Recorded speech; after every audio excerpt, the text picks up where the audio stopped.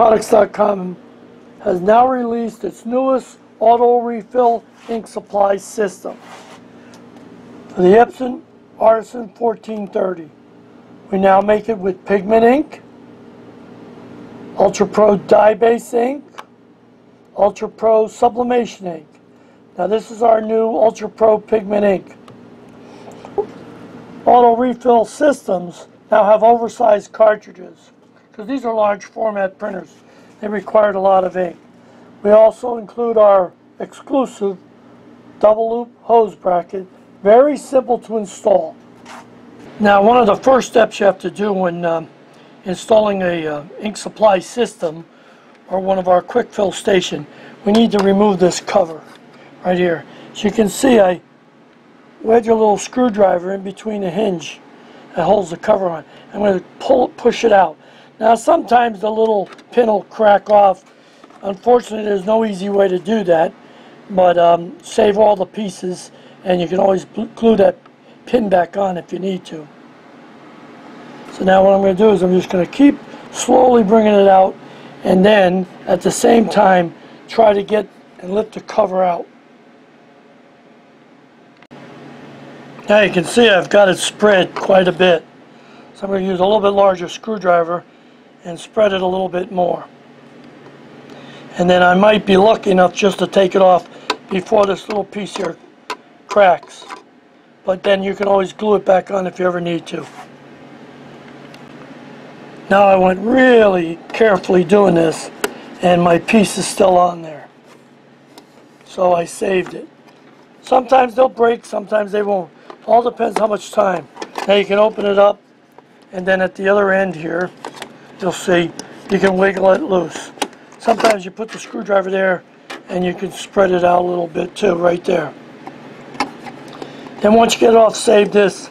You might want to put it back on should you ever have to return the printer for service. Okay, there you go. I got the cover off. And all my parts and pieces are still intact. So now you're ready to install.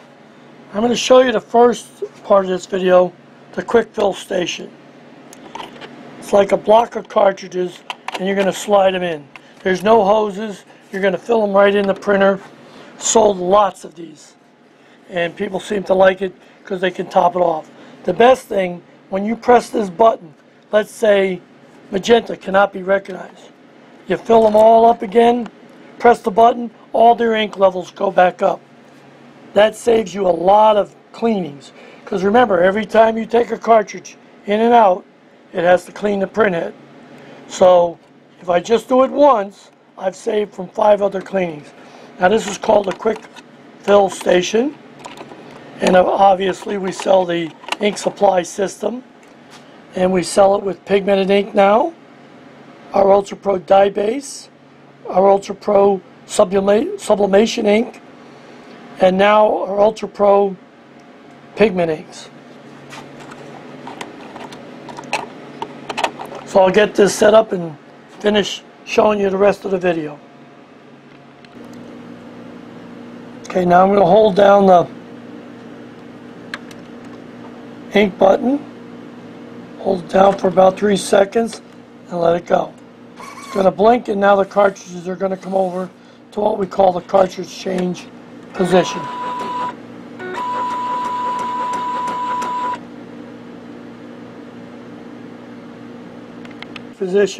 Now I'm going to reach behind the printer and I'm going to unplug it. Then I'll be able to move this cartridge assembly without damaging the printer. So you want to make sure you unplug it. Cartridge is in there, you take them out. This is our refillable cartridge quick fill station. Some people like it. Some people want to use our auto refilling supply system. Now these just get filled right in the printer. You unclick it, I'm going to take the whole thing right out. Now I'll prepare the system. First thing I want to do is rock the bottles. It's going to take all the ink that got in the isobaric chamber. Just a couple times, back and forth, stand it up. Now I'll be able to slide cartridge assembly out of my way. Bring the cartridges over and slide them underneath here. I'll slide them under. There you go. Now I'll be able to bring back the cartridge assembly and snap them in.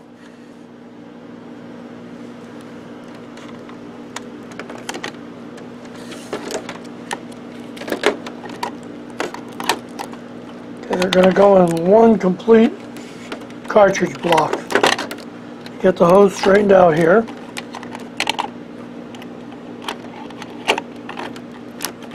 There it goes. Oops, I got the hose cord here. There it is. Okay, now I'm going to push it down in, and you're going to hear it click in. Push it down. You want to hear it click right in. There, click, click. See the way I'm doing this? I'm pushing really pretty hard because it's got to click in. If it doesn't click in, you'll get some red lights to come on. Now it's clicked in. Push it all the way over to the right. Now I'm going to put on the hose bracket. Hose bracket's going to go right here, flush, just like that. And then we'll be able to put the hose on with the little hose clips that'll hold it right to this bracket. Now I've got it all the way over as far as I can to the right. I'll put one more bracket here, and then I'll have one more hose bracket out here to hold it. Then before we turn on the printer, we're going to go in and open up the air vents in the isobaric chambers. Goes right on in, and you'll be able to snap it in. Snap it in. I'm going to do hose travel. I'm going to bring it all the way over to the left. Make sure I've got enough hose. All the way back.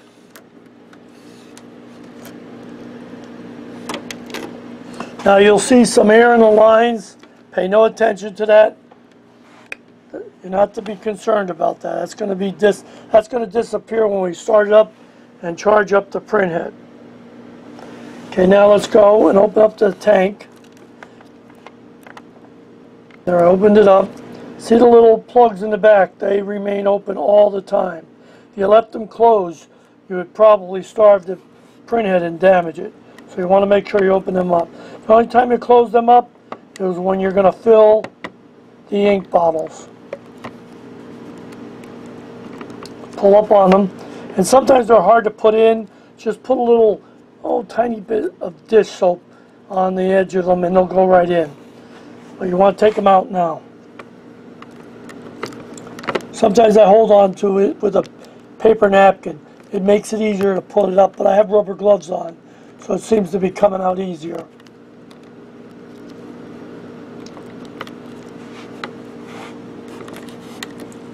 There you go. A little difficult on this yellow one. I'm holding the camera here. There you go. That's it. It's got to remain right next to the printer, right on the same surface as the printer. Okay, now I'm going to plug it back in and turn it on. Now I'll turn it on. I plugged it in. Let's watch.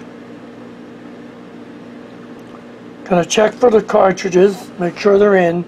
If they're not in, you're going to get red lights that'll flash up above the cartridges.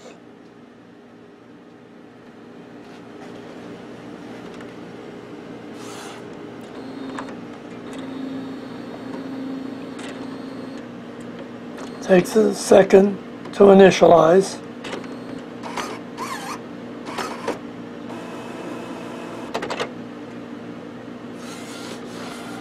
And you could also close the lid if you wanted to.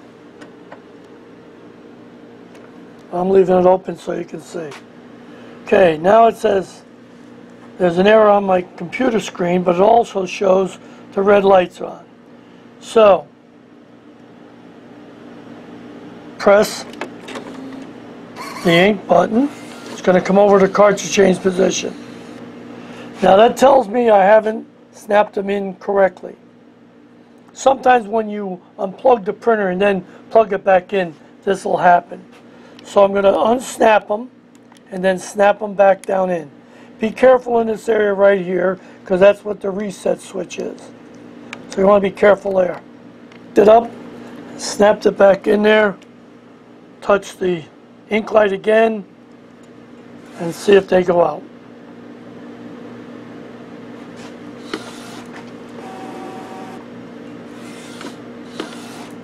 If you notice, my ink light went out. Now it's going into charging. That happens sometimes. That's why I wanted to show that on the video. You'll get red lights. And what you're going to do, now while it's under power and it's in the cartridge change position, then you pick them up, put them back in. The reason why we couldn't leave it on when we first set it up, because we had to do hose travel. And if it was too tight or something, it would bang or hit and cause another error. So this is the way we want to do it. Now when you're printing along, a color will say it cannot be recognized. Well, I'll say yellow. What you'll do at that time is you're going to bring it over to cartridge change position, because you're going to touch the ink light, going to bring it over.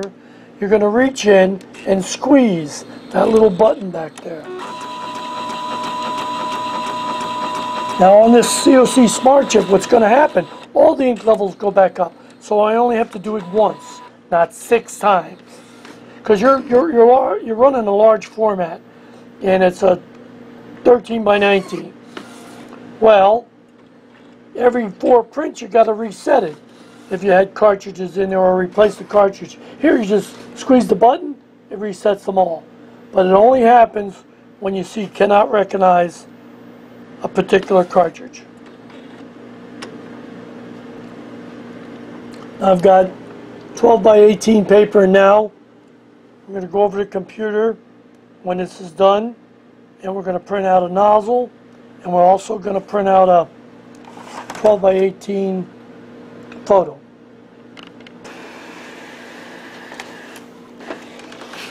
Now you should always do this before you install any ink cartridge or anything, because you want to make sure it's real good. This is hard to see, but everything looks pretty good. It's all there. The yellow is always the difficult one. So now let's go print a photo and see what it looks like. Print text image. It's got plain paper. I'm going to put matte paper because that's what I'm using. And then we'll go over there and see what it looks like when I print it out. I'm going to print out this test pattern first, then I'll print out the photo. Okay, here I'm printing out that test pattern now. I don't have it set correct. It's going to print it out at 8.5 by 11. I forgot to go and change the paper size. But on the next photo, or the photo I'm going to print out, I'll set it properly. I'm just looking at the colors, see how they're coming out. Now these are oversized cartridges. That's on our auto refill system. And the advantage is you could turn these cartridges into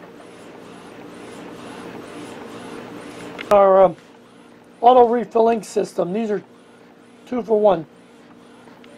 Oh, I forgot to set the proper paper size. But on our auto refill ink supply system, you could take the hose off and you can turn it into a quick refill station.